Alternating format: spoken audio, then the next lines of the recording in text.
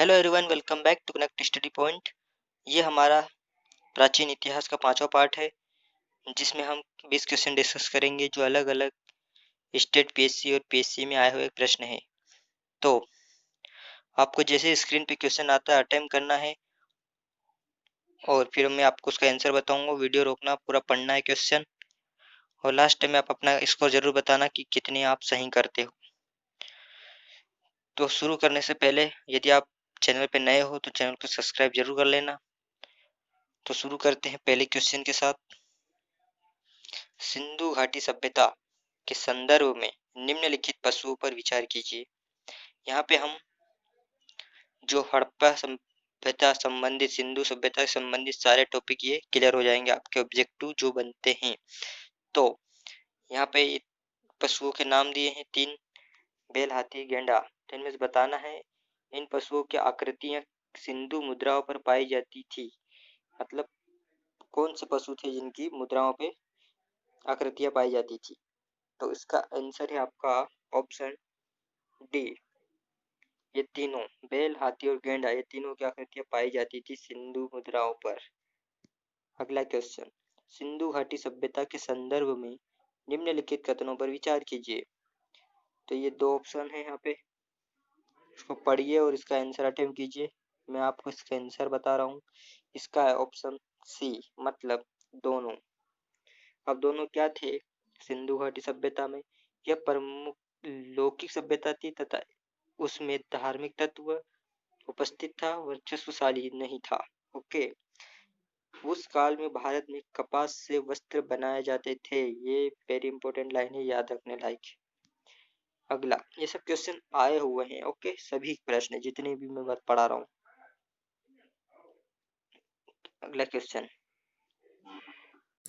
निम्नलिखित में से कौन से लक्षण सिंधु सभ्यता के लोगों का सही चित्रण करता है? तो ये 3 ऑप्शन है, इसको पढ़ना है रोककर, और इसका आंसर है आपका ऑप्शन ए, केवल 2। मतलब ये देवी और देवताओं दोनों की पूजा करते थे। कौन? सिंधु सभ्यता वाले।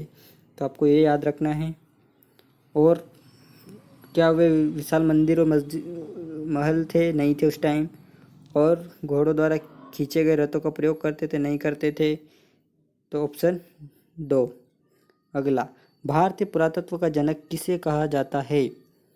तो इसका आंसर है आपका option B, very important, Alexander Cunningham. अगला क्वेश्चन, पुरातात्विक स्थल संघोल स्थित है। कौन से राज्य में ये स्थित है संघोल? और इसका आंसर है आपका ऑप्शन ए, पंजाब। अगला क्वेश्चन, सिंधु सभ्यता का व्यापार होता था। यहाँ पे आपको नाम दिए हैं, बताना है कहाँ पे व्यापार होता था। और इसका आंसर है ऑप्शन डी, मतलब फर्स्ट आपका ईरान, दूसरा अफ़गानिस्तान, और तीसरा यहाँ पे ऑप्शन में राजस्थान है। तो यहाँ से होता था। तो ऑप्शन डी। अगला क्वेश्चन, सिंधु सभ्यता को हड़प्पा सभ्यता क्यों कहा जाता है? तो ये 4 ऑप्शन है, यहाँ पे आपको बताना है। तो इसका आंसर है आपका ऑप्शन बी, क्योंकि सबसे पहले खुदाई हड़प्पा नामक स्थान पर हुई, इसलिए इसको हड़प्पा सभ्यता कहा जाता है। यह आपका सही है। ये गलत है कि यहाँ हड़प्पा सभ्यता सर्व प्राचीन सभ्यता है, इसलिए हड़प्पा सिंधु सभ्यता की मूल स्थली थी, ये भी गलत है। मतलब यहाँ पे याद रखना खुदाई हुई थी हड़प्पा नामक स्थान पर, इसीलिए बोला जाता था। अगला, सिंधु सभ्यता के लोग किससे परिचित नहीं थे? तो इसका आंसर यहाँ पे बताना है आपको। और यहाँ पे 4 ऑप्शन है आपके, और इसका आंसर आएगा आपका ऑप्शन ए, मतलब सिर्फ जो ऑप्शन है से, मतलब शेर से परिचित नहीं थे, बल्कि बाघ, अज, अश्व और हाथी से परिचित थे सिंधु सभ्यता के लोग। ओके। अगला, सिंधु मुद्राओं का सर्वाधिक प्रचलित अभिप्राय निम्न में से कौन है? यहाँ पे बताना है कौन सा सर्वाधिक प्रचलित है मुद्राओं में, सिंधु मुद्राओं में। और इसका आंसर है आपका ऑप्शन डी, एक श्रृंग पशु। आप मोहनजोदारो मूवी में देखा होगा एक सींग वाला पशु, तो ये आएगा आपका। अगला, सिंधु घाटी सभ्यता का कौन सा स्थान अब पाकिस्तान में है? तो इनमें से बताना आपको कौन सा पाकिस्तान में है। इसका आंसर है आपका ऑप्शन ए, हड़प्पा। हड़प्पा है पाकिस्तान में। अगला, सिंधु सभ्यता के पतन के कारणों में से सबसे महत्वपूर्ण कारण कौन सा था? सबसे महत्वपूर्ण पूछा है, तो यहाँ पे आपके हैं ऑप्शन ए, और इसका आंसर है आपका ऑप्शन ए, आर्यों का आक्रमण सबसे महत्वपूर्ण माना जाता है। अगला, सिंधु सभ्यता के मापक किस गुणन भार के हैं? तो ये 4 ऑप्शन आपको यहाँ पे गुणन भार कौन सा था उस टाइम बताना है। इसका आंसर है आपका ऑप्शन सी, 16 गुणज भार के थे। अगला, सिंधु सभ्यता का तिथिक्रम सर्वप्रथम किसने निर्धारित किया गया था? किसके द्वारा मतलब निर्धारित किया गया था, किससे?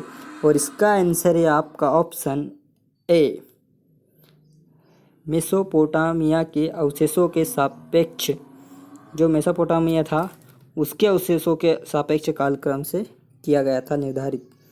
अगला, सिंधु सभ्यता के निम्न में से कौन सी चीज़ें पाई गई थी? ये ऑप्शन है, पढ़ना है और ऑप्शन लगाना है। इसका आंसर है आपका ऑप्शन बी, वहाँ पे अन्नागार, 2 मंजिला भवन और स्नानागार मिला था। कहाँ से? सिंधु सभ्यता से। Very important. सिंधु घाटी संस्कृति वैदिक सभ्यता से भिन्न थी, क्योंकि? वेरी इंपॉर्टेंट, कैसे भिन्न थी? तो इसका आंसर है आपका ऑप्शन डी, मतलब ये तीनों ऑप्शन क्या क्या थे?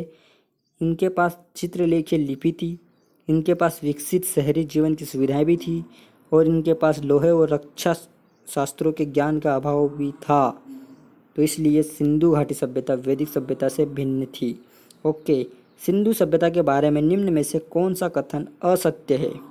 असत्य है, तो इसका आंसर है आपका ऑप्शन डी, लोग लोहे से परिचित थे सिंधु सभ्यता के बारे में। ओके, ये असत्य है क्योंकि वो अपरिचित थे लोहे से।